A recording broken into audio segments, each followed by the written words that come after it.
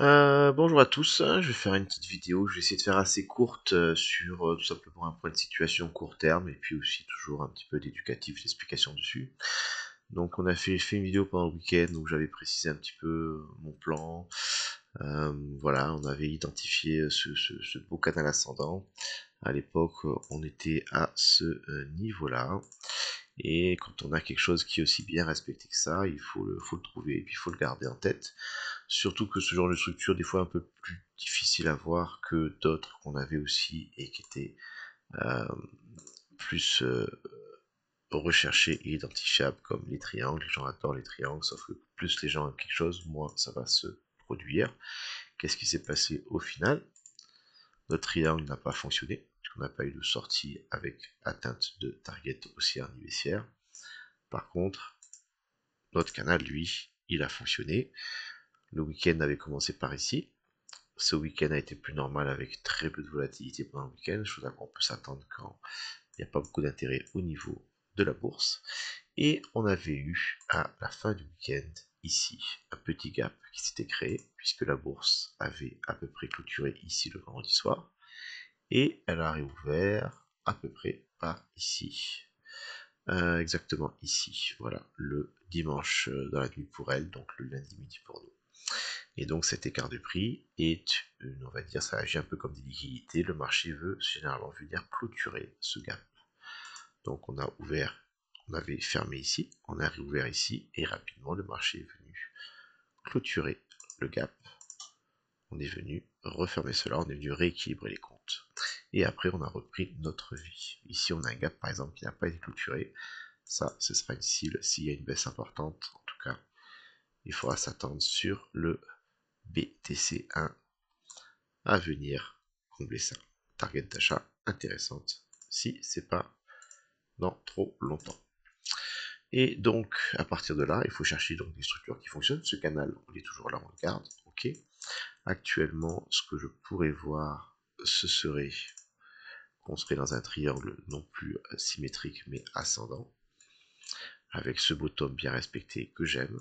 Et dans le cas d'un triangle, généralement sur les structures qui cassent à 70% de leur longueur. Donc ça nous donne une sortie à peu près par là, qui convient avec cette nuit et puis l'ouverture de la bourse. Ok. La target, et bah tout simplement, c'est l'amplitude de la base du triangle reportée à la sortie. N'oubliez pas qu'une sortie peut être haussière ou baissière. Il faut toujours garder les deux idées en tête. D'accord. Voilà. Et par rapport à ça, et l'analyse qui a été faite pendant le week-end, on est sur quelque chose qui correspond à, si on avait vu le range ici, ça correspond. Donc vous voyez, on est toujours dans cette zone-là que le marché a vraiment envie d'aller chercher les 100 000. Pour l'instant, en tout cas, on a de la confluence, on a de l'intérêt technique à l'intérieur. Est-ce qu'on va sortir ou pas? Je ne sais pas. Je ne sais pas, on pourrait très bien finalement continuer notre range ici, et ce triangle n'a pas existé, c'était une erreur de le penser. Tout ce qu'on fait, c'est faire des plans, et on réagit ensuite à ce que va faire le prix. Voilà pour le plan. Maintenant, concrètement, si je devais aborder cette partie ici, comment est-ce que je la ferais? Ok, on va prendre le cas de la sortie baissière qui est la plus rapide. Si jamais on sort par le bas, ma zone dont je vous ai parlé, moi, on perdrait ce canal. Ma zone qui m'intéresse, ce serait cette zone-là. Et pour l'anecdote, si jamais on sort par le bas, il est possible que on vienne faire une extension. Voilà, regardez, on aurait une deuxième confluence qui serait de venir là. Là, on aurait du coup tout ça, plus maintenant l'extension du canal, ce serait encore plus fort. Donc, ça, c'est pour ma sortie par le bas. Toute la zone qui est ici, par contre, m'intéresse beaucoup moins parce que j'ai pas grand chose. Ce n'est pas bon.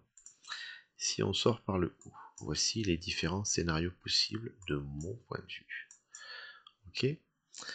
Pour moi, j'ai ici un point important. J'ai des liquidités qui attendent ici et également encore, on n'est pas loin, mais là.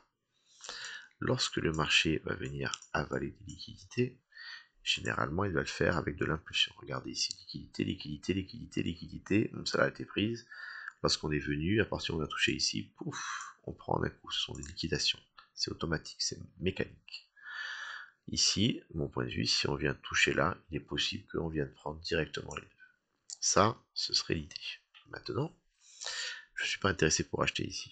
Je ne vais pas acheter après une hausse sur résistance. Non, ça c'est interdit pour moi en termes de taux de réussite, c'est trop mauvais. Je suis intéressé pour vendre, et donc vendre, ça va être sur une zone qui m'intéresse. Plusieurs possibilités. On va partir du plus bear au plus bull. Ok, le prix est ici, on n'y va jamais, on renverse. Bah, je fais rien. Première chose, il faut y penser. Deuxièmement, on vient prendre des liquidités et on renverse assez vite. D'accord? Ça, pour moi, c'est ce qu'on appelle le SFP, le Swing Failure Pattern, j'en ai déjà parlé. Je suis ici, j'avais des liquidités. Vous voyez, j'ai quand même pris 1, 2, 3, 4, 5, 6 heures, mais je suis venu prendre liquidité et j'ai renversé. Et regardez bien, tant que l'addition n'était pas faite, le marché a attendu. Et une fois qu'on est vraiment passé en dessous, on a eu une accélération parce que pour le marché, c'était un signe de faiblesse et donc on est parti. Voilà, donc moi qu'est-ce que je vais faire? J'ai mon sommet qui est ici, si on repasse dessous dans cette zone là, je suis intéressé pour ouvrir une position short ou pour vendre du spot par exemple, parce que je pense que on va avoir un retracement au moins jusqu'à cette zone, qui pour l'instant est toujours support, et plus la sortie aura duré, plus il y aura de volume, éventuellement venir avaler toute ma structure jusqu'à, pourquoi pas, mon support.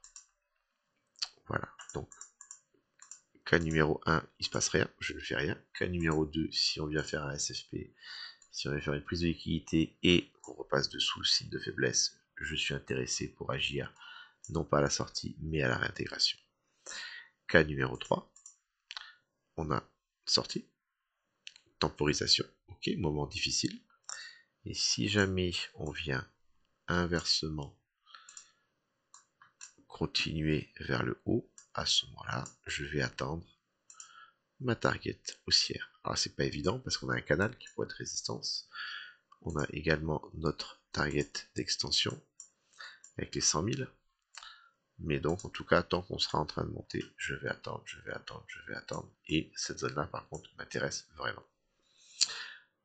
Voilà, avec la probabilité que, en arrivant là-dedans, si on commence à avoir un signe de ralentissement, pardon, de ralentissement, ça commence à ralentir.